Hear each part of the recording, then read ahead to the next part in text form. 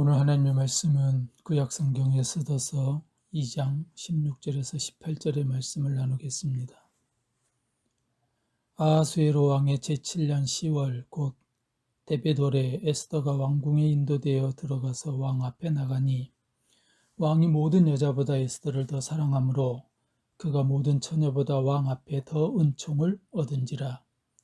왕이 그의 머리에 관을 씌우고 와시디를 대신하여 왕후로 삼은 후에 왕이 크게 잔치를 베푸니 이는 에스더를 위한 잔치라.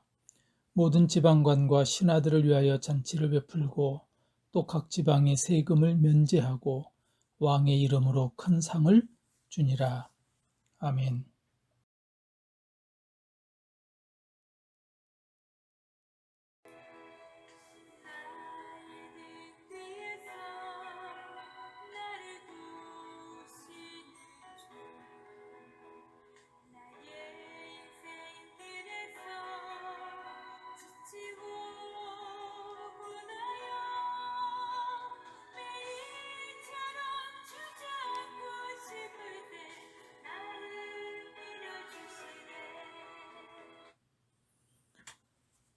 우리가 좋아하는 복음성가 나의 등 뒤에서 라는 찬양입니다. 일어나 걸어라 라는 제목이죠. 에스더서는 에스더서 1장 1절에 아하수에로 왕 때 있었던 일이었다고 기록하고 있습니다. 이 일은 아하수에로 왕 때 있었던 일이니 아하수에로는 인도로부터 구스까지 127지방을 다스리는 왕이라. 에스더서는 남왕국 유다는 멸망하고 바벨론 포로로 끌려갔다가 70년이 되어 고레스 왕의 유화 정책으로 귀환하게 되었으며 아직 귀환하지 못한 페르시아에 남아있는 자들 중에서 수산궁에서의 이야기를 다루고 있습니다. 에스라, 느헤미야, 학개, 스가랴 이 구약성경의 말씀들을 우리는 살펴보면서 성전 재건과 또 성전의 회복에 대한 말씀을 묵상하고 있습니다. 다 올라가 성전을 건축하라. 에스라 1장 3절에는 다 성전이 되어라 라는 의미입니다. 페르시아 고레스 왕의 명령을 따라서 바벨론 70년 포로를 끝내고 멸망한 고국의 땅으로 돌아오는 이스라엘 민족의 이야기입니다. 그들은 타락한 제사장과 거짓된 제사로 무너지고 황폐한 예루살렘 성전으로 돌아와 무너져버렸던 성전을 눈물로 다시 세워나가고 있었습니다. 바벨론 포로 중에 약 2%의 자기 희생과 헌신을 결단하고 돌아온 사람들 42,360명, 제사장 수룹바벨을 중심으로 첫 번째 귀환한 사람들입니다. 그들은 귀환 7개월 때부터 성전을 다시 짓고 무너진 성전의 회복을 시작하였습니다. 에스라 3장에 돌아온 그들은 비로소 여호와께 번제를 드렸다라고 이렇게 소개합니다. 이스라엘 백성들은 다 일어나 하나님의 제단을 만들고 번제를 드림으로 무너진 예루살렘 성전에 돌아온 이후에 우선순위를 회복하였습니다. 오늘날 교회의 치유와 회복의 우선순위 역시 교회가 교회되고 예배를 예배답게 하는 것.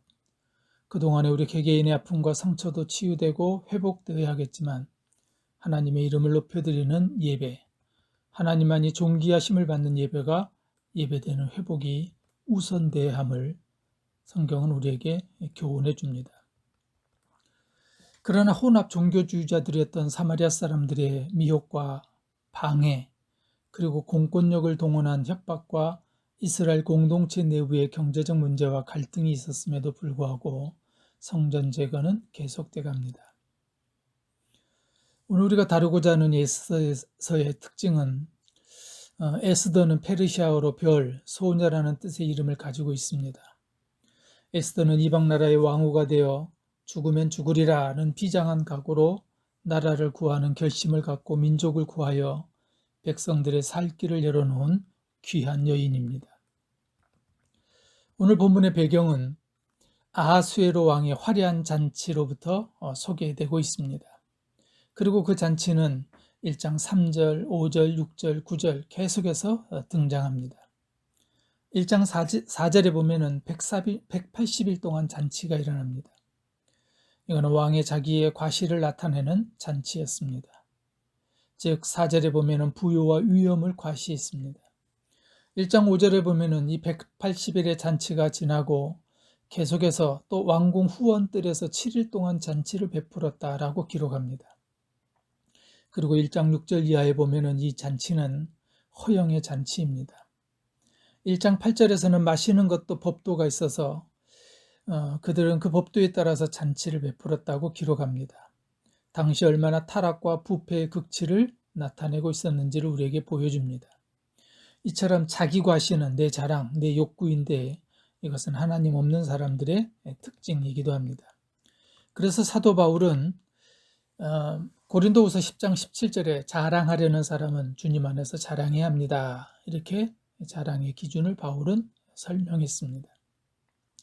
1장 9절, 에스더서 1장 9절에 보면 왕후도 여인들을 위하여 잔치를 베풀었다라고 기록되어 있습니다.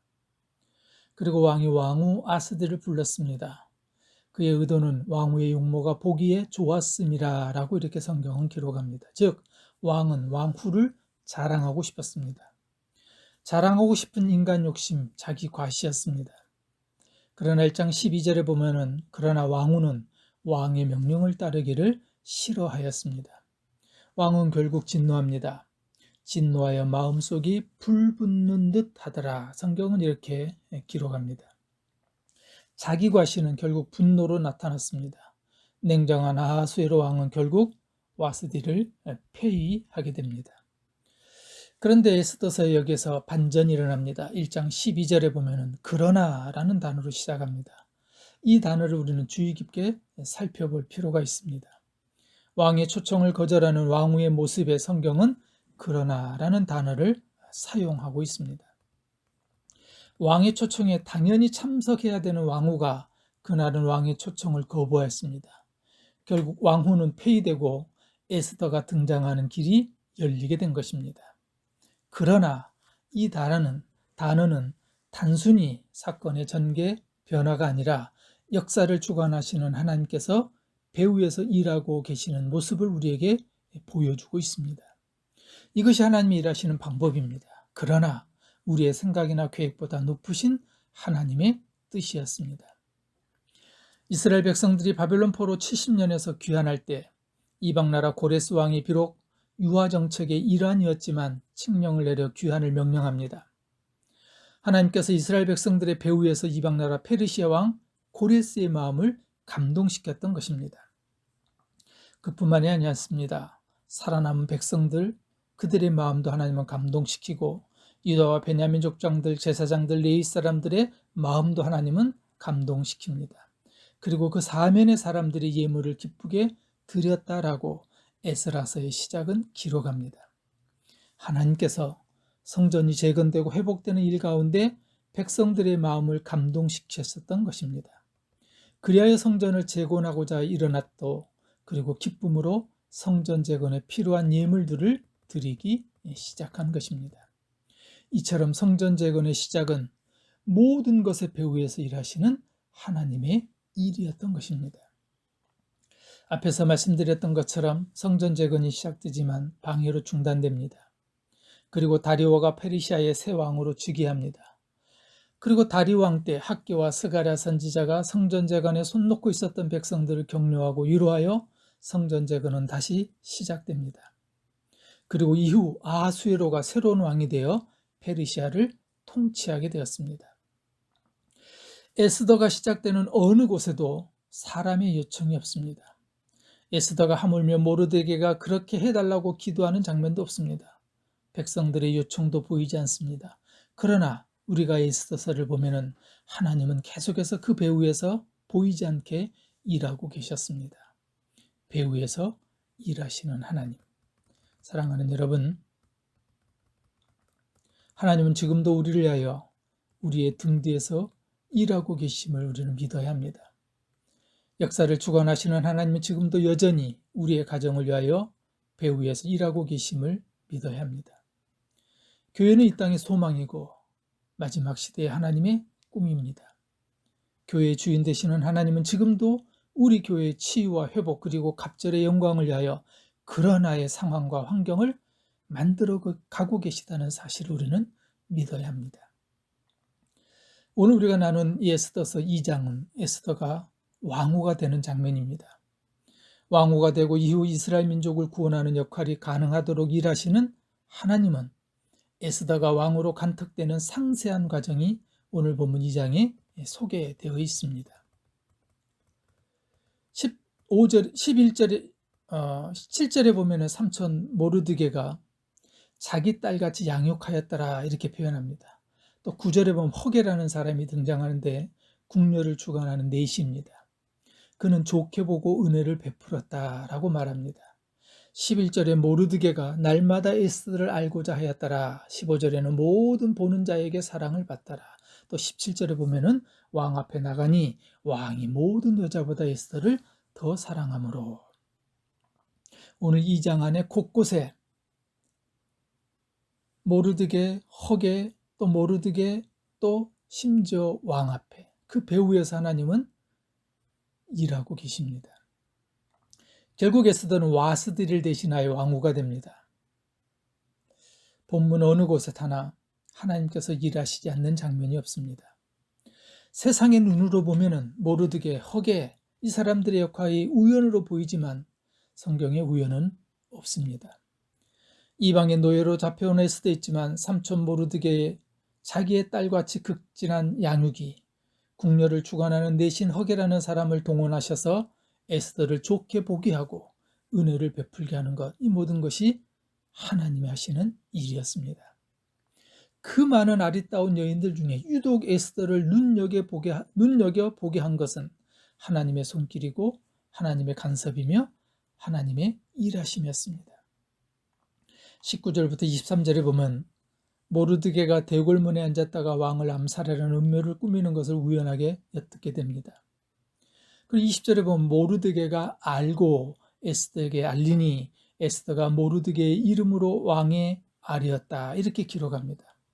결국 암살 음모자들은 체포되어 나무에 매달리고 왕은 목숨을 구하게 됩니다. 이 사건을 계기로 훗날 유다인을 멸하려고 했던 하만의 음모가 밝혀지고 하만이 모르드게를 죽이기 위해 장대를 높이 세웠지만 모르드게의 진실이 알려지면서 하만이 오히려 비참한 최후를 맞이하게 됩니다.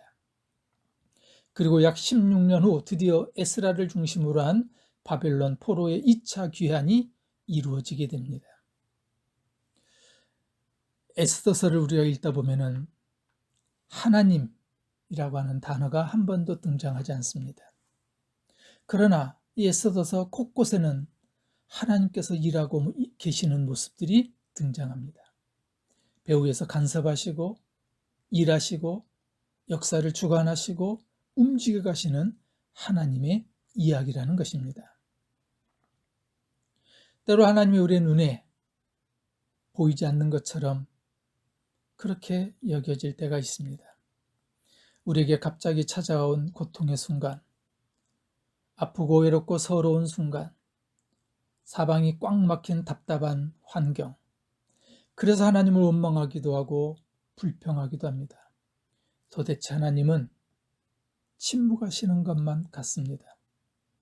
그럴 때마다 악이 선을 이기는 것 같고 부정이 진실보다 강해 보입니다. 그러나 오늘 에스더서가 우리에게 주는 교훈이 있습니다. 그러나 우리가 기억해야 될 사실이 있습니다. 세상 역사가 권력자와 악인의 손에 움직이는 것이 아니라 그렇게 보이지만 그러나 성도는 하나님의 손에 붙잡혀 있다는 사실입니다.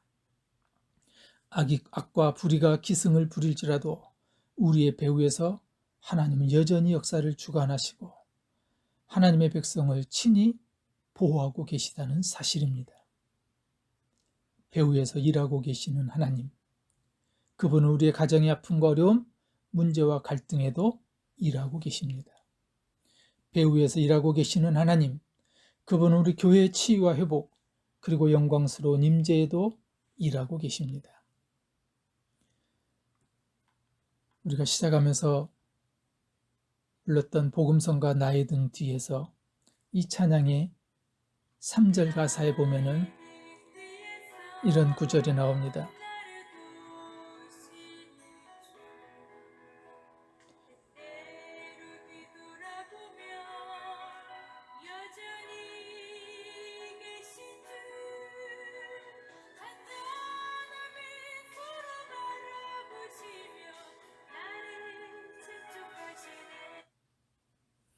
나의 등 뒤에서 나를 도우시는 주, 때때로 뒤돌아보면 여전히 계신 주, 잔잔한 미소로 바라보시며 나를 재촉하시네. 때로 우리의 눈에 보이지 않는 것 같지만, 하나님 침묵하시는 것 같지만, 때때로 뒤돌아보면 여전히 주님은 우리의 뒤에, 우리의 곁에, 우리 앞에 계십니다. 잔잔한 미소로 바라보시며 일어나 걸으라고, 내가 새 힘을 줄 것이라고, 내가 너를 도와줄 것이라고 말씀합니다. 우리의 배후에서 일하시는 하나님, 그 하나님 오늘도 찬양하는, 기대하는, 사모하는 저와 여러분 되시기를 소원합니다.